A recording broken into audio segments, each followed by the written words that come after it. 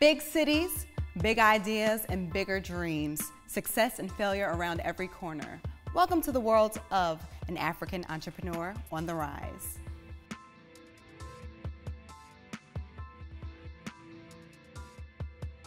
The highest high is when you land that account, when you go to meetings after meetings and you're like, what's going on? When you're sending the emails and you're following up and you're not hearing anything back from them. And that moment when they're like, okay, yeah, let's sign a contract, and it's like, whoa. The unique thing about being an entrepreneur is that every phase you discover something new, and that's a challenge. It never goes away. You're gonna really take it personal at some point, and you're like, wow, is it me? Like, why don't you want to talk to me? Why don't you, what am I doing wrong? And people, it's not really you. You have to understand, when you're going after these accounts, they have a lot on their plate as well. So you really cannot take anything personal.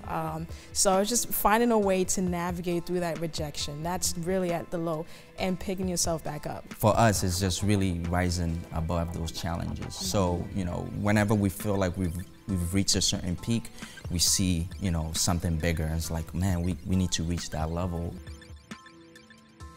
Let's face it, people are threatened. You know, you're coming up, they've established, they don't want you there, you know. So, but if you get into that mindset of who you're competing against, you're already dead. You might as well not even start.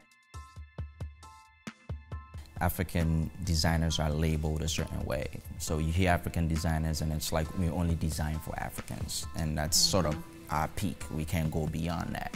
But that's not true, because we do want to tap into a global market. Our vision is to be in different stores around the world, being carried around the world. So that's a big misconception for me. I feel like, you know, African designers are global designers, just giving you a different perspective of fashion, using our culture. And everyone gets their inspiration from our culture anyway, so why not give us the global platform? When you hear entrepreneurship, it's always like very micro, small business, micro grants, micro this, micro. And once you, and that's limiting even for the entrepreneur, because it can't enable the entrepreneur to dream big. Like, how do I supply a Walmart?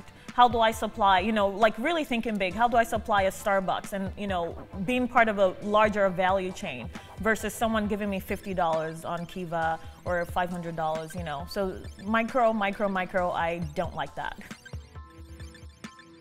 If I had to choose 3 people, it would be 1, 2, 3.